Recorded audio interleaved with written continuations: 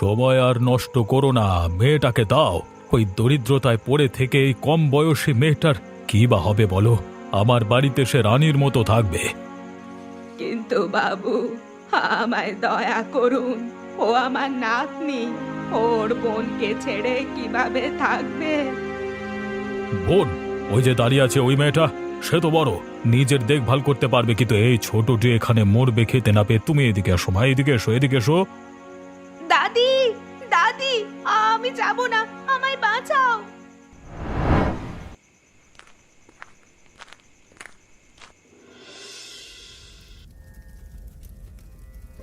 লক্ষ্মী মা, এত ভোরে উঠলে কেন মা? আর একটু ঘুমালে না কেন? তুমি ঘুমাও দাদিমা, আজ নদীর ধারে সেই জমিদার বাড়ির ধান খেতে কাজ পেয়েছি একটা। সকাল সকাল গেলে হয়তো দুপুরের জন্য এক মুঠো ভাত খেতে দেবে। ওই বাড়ির কথা শুনি যে মা, শুনেছি সেই কর্তা মানুষটি নাকি খুব কঠিন। তুই সেখানে যাস না মা। কঠিন বাস্তব তো সারা জীবনে সহ্য করছি দাদিমা। তোমার ওষুধের পয়সা জোগাড় করতে হবে তো।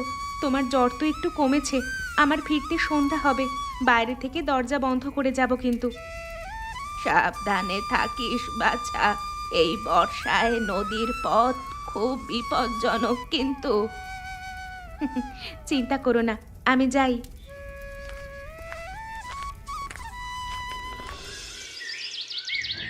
মালতী, বাবা আবার গরিব পল্লীর জন্য সাহায্য বন্ধ করবার সিদ্ধান্ত নিয়েছেন। বলছেন তারা অলস, সাহায্য পেলে আর কাজ করবে না। তোমার বাবার ইচ্ছা, তিনি যা বলবেন তাই হবে। কিন্তু এটা তো ঠিক নয়। বন্যার পর ওদের অবস্থা প্রচণ্ড খারাপ আমার মনে হয়। তোমার মনে হওয়ায় কি হবে? এই বাড়ির নিয়ম তো তুমি জানো। বাইরের দুঃখ কষ্ট আমাদের দরজার বাইরেই থাকবে চিরকাল। কখনো কখনো মনে হয় এই সমস্ত ঐশ্বর্য আমাদের চোখেই যেন ধুলো দেয়। দেখতে পারি না বাইরের জগতে কি ঘটছে। দেখবো কেন? আমরা যেখানে আছি সেখানেই খুশি থাকা উচিত। যাও, বাবা হয়তো তোমাকে খুঁজছেন। না না, এত দ্রুত আমার ধান গাছ, সর্ষের ক্ষেত সব শেষ হয়ে যেতে পারে না। লক্ষ্মী, ফিরে আয় মা, ফিরে আয়। বন্যা হবে, জলদি ফিরে আয়। আসছি দাদিমা।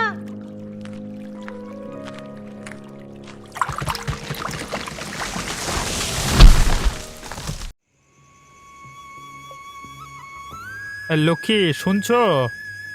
সব গেছে গোপালদা, শুকনো কাঠ, ধানের বীজ, দাদিমার ওষুধ, বোনের সেই পুতুলটাও সব ভেসে গেছে। দাদিমার কি হলো? উঁচু বিছানা করে দিয়েছি, শুয়ে আছেন।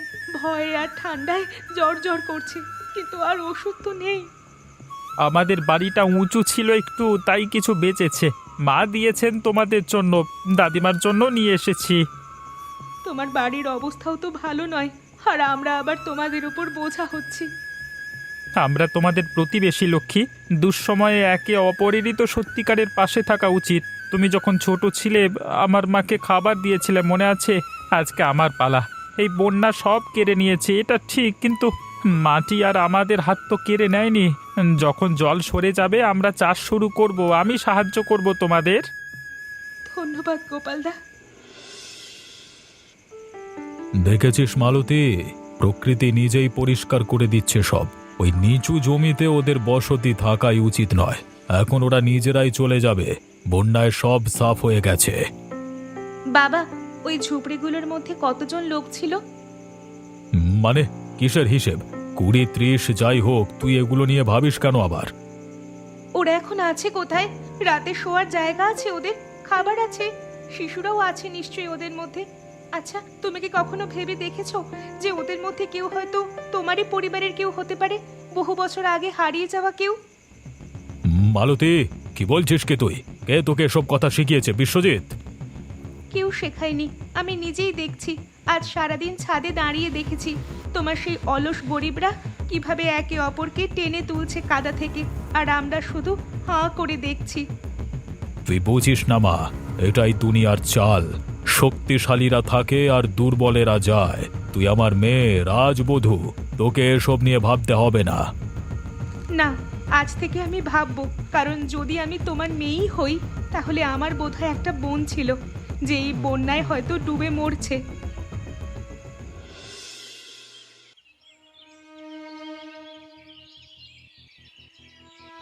বাবা, গতকাল মালতীর কথা শুনে আমি নিজেও ভেবেছি। তারপর বন্যার পর গরিব পল্লীর লোকেদের জন্য অন্তত কিছু শুকনো খাবার আর বস্ত্র বিতরণ করাই যেতে পারে। আমাদের গোলায় তো অতিরিক্ত ধান রয়েছে।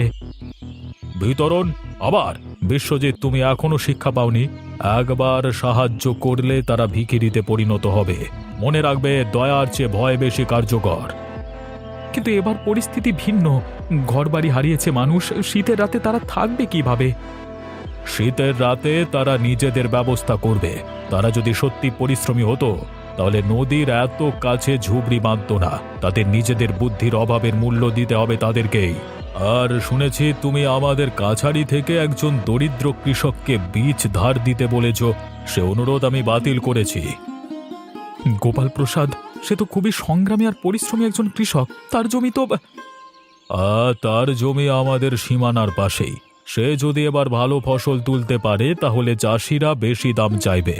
না, সে যেন অন্যত্র থেকে ধার নেয়, আমাদের এখানে নয়। আর তুমিও যাও এবং মালতীকে বলো যেন সে এসব বিষয়ে মাথা না ঘামায়। তার কাজ হলো ঘর সামলানো, গরিবদের কথা ভাবা নয়।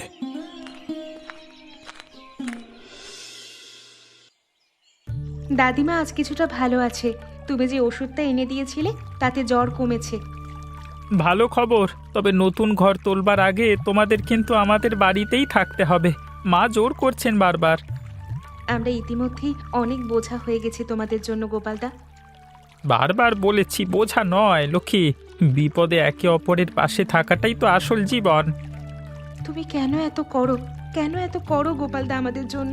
অন্য সবাই তো দূরে সরে যায় আমাদের কষ্ট দেখে। কারণ আমি দেখতে পাই তুমি কতটা শক্তিশালী, কিভাবে তুমি দাদিমার দেখাশোনা করো, কিভাবে এই ধ্বংসের মধ্যেও আবার শুরু করছো। অন্য কোনো উপায় তো নেই। আছে আছে, একসাথে থাকবার একটা উপায় আছে। এই বাঁশগুলো দিয়ে আমরা শক্ত করে আমাদের ঘর বানাবো। আমার জমিতে আমরা একসাথে চাষ করব। আমার শক্তি আর তোমার ইচ্ছায় আমরা সব পারবো। তুমি সত্যি বলছো? চলো চলো, আজই ভিত্তি পাথরটা স্থাপন করে ফেলি। আগামী বর্ষার আগেই ঘরটা তুলব।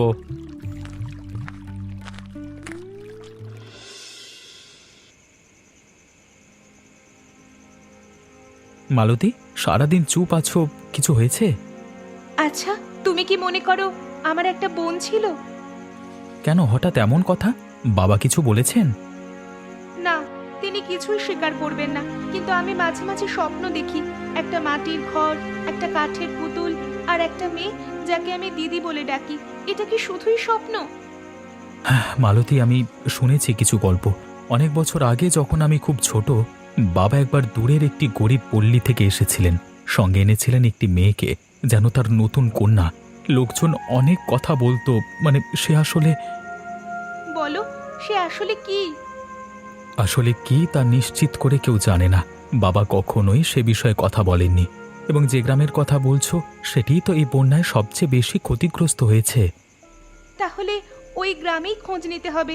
যদি সত্যিই আমার বোন থেকে থাকে, সে এখন বিপদে আছে, হয়তো মারা গেছে। আমরা কিছুই করলাম না। শোনো মালতী, শান্ত হও। যদি সত্যি কিছু থেকে থাকে, বাবা কখনোই আমাদের যেতে দেবেন না। তিনি সাহায্য পাঠানো বন্ধ করে দিয়েছেন, মনে আছে? তাহলে আমাকেই কিছু করতে হবে, গোপনে। তুমি কি আমাকে সাহায্য করবে? করব, তবে খুব সাবধানে। আগামীকাল সকালে আমি বলবো বন্যা ক্ষয়ক্ষতি নিরূপণের জন্য নদী তীরে যাচ্ছি। তুমি আমার সাথে আসবে, কিন্তু প্রতিজ্ঞা করো কিছু করবার আগে আমার সাথে আলোচনা করবে। প্রতিজ্ঞা করছি। ধন্যবাদ। বাবু, এক মুঠো চাল দেবে, ভাত করব। বাসাটা খিদে কাঁপছে। বাবা, ওনাকে দাও কিছু। এখান থেকে ওদিকে সামনে যে বটগাছ, সেখানে গিয়ে রান্না করো। এই, তোমরা সবাইকে সমানভাবে বিতরণ করো। শিশু এবং বৃদ্ধদের আগে দেবে। দেখো বাবা, ওই ঘরটাই সবচেয়ে আগে ভেসেছিল। ভাগ্য ভালো, ভেতরের লোকজন বেঁচে গেছে। মালতী, যদি সত্যি সত্যি কেউ আমাদের হারানো পরিবার থাকে এখানে, আর সেই বন্যায় মারা যেত, তাহলে তাহলে আমরা কখনোই নিজেদের ক্ষমা করতে পারতাম না বাবা, কিন্তু এখনো দেরি হয়নি, আমরা খুঁজে পেতে পারি তাদের। বাবা আমাকে ডেকেছো? হ্যাঁ, আজকে তুমি যে তালিকাটি দিয়েছো গরিব পল্লীর লোকেদের বীজ ধার দেওয়ার, তার থেকে আমি কিছু নাম দেখে নিয়েছি। ও ভালো, তাহলে আমি আগামীকালই ব্যবস্থা করব। না, আমি বলছি আমি কিছু নাম বাতিল করে দিয়েছি, বিশেষ করে গোপাল প্রসাদের নাম। গোপাল প্রসাদ? কিন্তু সে সবচেয়ে সচ্ছল এবং বিশ্বস্ত কৃষক, তার জমিও ভালো, সে তো নিশ্চিতভাবেই শোধ করবে। শোধ করবার বিষয় নয়। শোনো বিশ্বজিৎ, আমার কান পর্যন্ত খবর এসেছে সেই গোপাল প্রসাদ নাকি আমাদেরই এলাকার একটি মেয়ের সাথে সম্পর্কে জড়িয়ে পড়েছে। লক্ষ্মী নামের কোনো একটা মেয়ে। আমি সেই মেয়েটির কথা জানি, তার ঠাকুমা আমার কাছেই কাজ করত বহুকাল আগে। তারা গরিব, আর এমন গরিবদের আমি পছন্দ করি না। কিন্তু বাবা, সেটা গোপাল প্রসাদের ব্যক্তিগত জীবন। ব্যক্তিগত জীবন আমার কাছে ততদিনই ব্যক্তিগত থাকে যখন তা আমার জমিদারির শৃঙ্খলায় ব্যাঘাত না ঘটায়। যদি গোপাল প্রসাদ ওই মেয়েকে বিয়ে করে, তার দায় বেড়ে যাবে। সে আমার কাছ থেকে ধার নিয়ে অন্য কোথাও চলে যেতে চাইবে। আমার উর্বর জমির পাশে তার জমি, সেটা আমি হারাতে পারি না। শোনো, তুমি গোপাল প্রসাদকে বলবে, সে যদি ওই সম্পর্ক চালিয়ে যায় তবে সে এ এলাকায় এক মুঠো বীজও পাবে না। বীজ নয়, কাজ নয়, কিচ্ছু নয়, বুঝেছ? কিন্তু এটা ন্যায়সঙ্গত নয় বাবা। ন্যায় ন্যায় আমি নির্ধারণ করি। যাও, আমার বার্তা পৌঁছে দাও।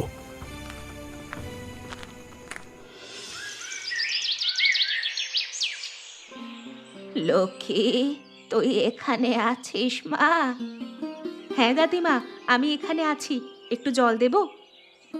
না, জল না। শোন মা, আমার বলার সময় বেশি নেই, আমার একটা শেষ কথা আছে। না দাদিমা, ওরকম বলো না, তুমি ভালো হয়ে যাবে। গোপাল ও খুব ভালো ছেলে। ওই যে সেদিন বন্যার পর ও যখন তোকে কাদা থেকে তুলে এনেছিল, আমি সব দেখছিলাম। শোন, তুই ওর সাথে সুখে থাকবি। আমাকে কথা দে, তুই আমার এই শেষ কথাটা রাখবি। কথা দিলাম দাদিমা, কথা দিলাম। ভালো। আর একটা কথা, মালতীর কথা। অনেক রাতে আমি স্বপ্ন দেখি সেই ছোট্ট হাতটা সে বাড়িয়ে দিচ্ছে আর আমাকে দাদিমা বলে ডাকছে, কিন্তু আমি ধরতে পারি না, দূরে চলে যায়। সে ফিরে আসবে, আমি বিশ্বাস করি দাদিমা। যদি ফিরে আসে তাহলে তুই ওকে বলিস দাদিমা তোকে ক্ষমা করেছে, ও দোষ করেনি, ওকে কেড়ে নেওয়া হয়েছিল। বলিস আমি ওকে ভালোবাসতাম ঠিক তোর মতোই। লক্ষ্মী, তুই আমাদের গর্ব। তোর মা বাবা ওরা যদি দেখতে পেত তুই কত বড় হয়েছিস, ওরা গর্ব করত। না, আমি পারি না, আমি রক্ষা করতে পারিনি কাউকে। পারিসনি? এই বুড়িটাকে এত বছর বাঁচিয়ে রেখেছিস, এটাই তো ভালোবাসা। আমার একটা অনুরোধ মা, আমার সেই লাল কাপড়টা যেটা তোর মা দিয়েছিল সেটা দিয়ে দুপুর বেলায় আমায় দিস। আর বাইরে পাখি ডাকছে না? সকাল হয়ে গেছে। হ্যাঁ, সূর্য উঠছে। যেদিন দাদিমা, ভালো থেকো দাদিমা, মালতীকে তোমার কথা বলবো, আমি কথা রাখবো তোমার।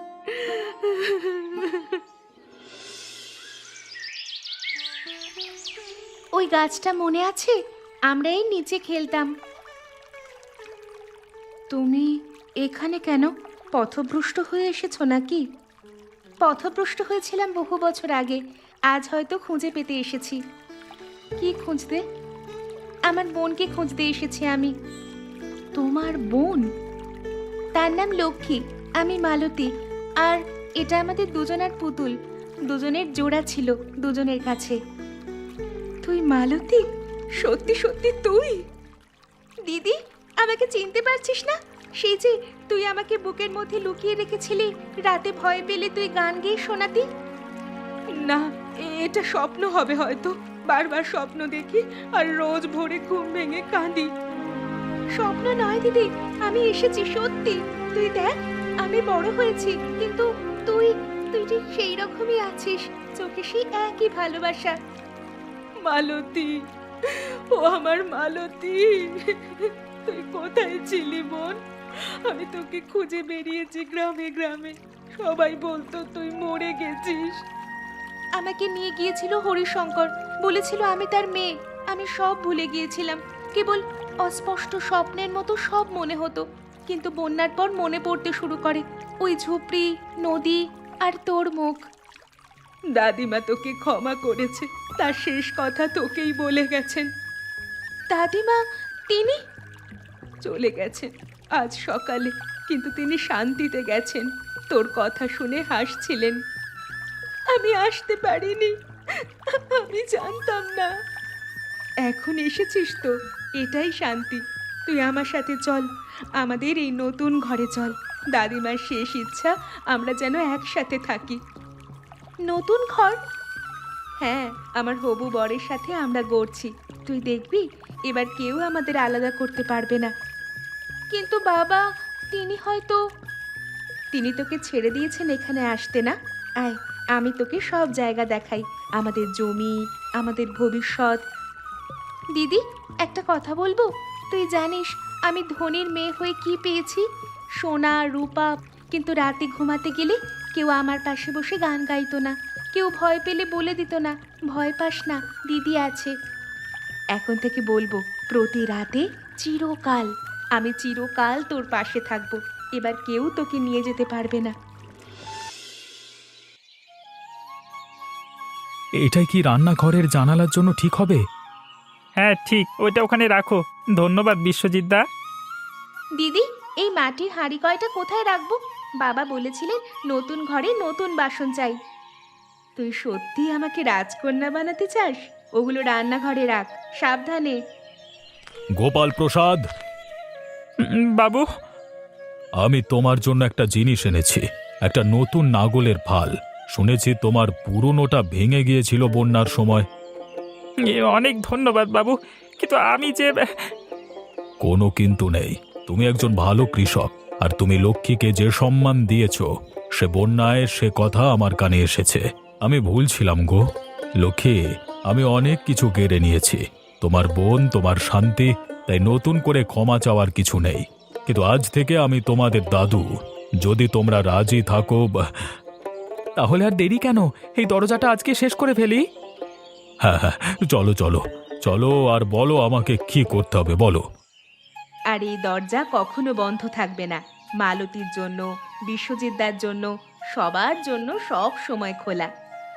তাহলে শুরু হোক আমাদের গল্পের নতুন অধ্যায়, আমাদের দুই বোনের গল্প, যেখানে শুধু দুজনের নয়, আমাদের সবার গল্প থাকবে। আর তোমরাও আমার মতো স্বার্থপরতা ভুলে সবাই মিলেমিশে থেকো। আর আমাদের গল্পটা কেমন লাগলো অবশ্যই কমেন্ট করে জানিও।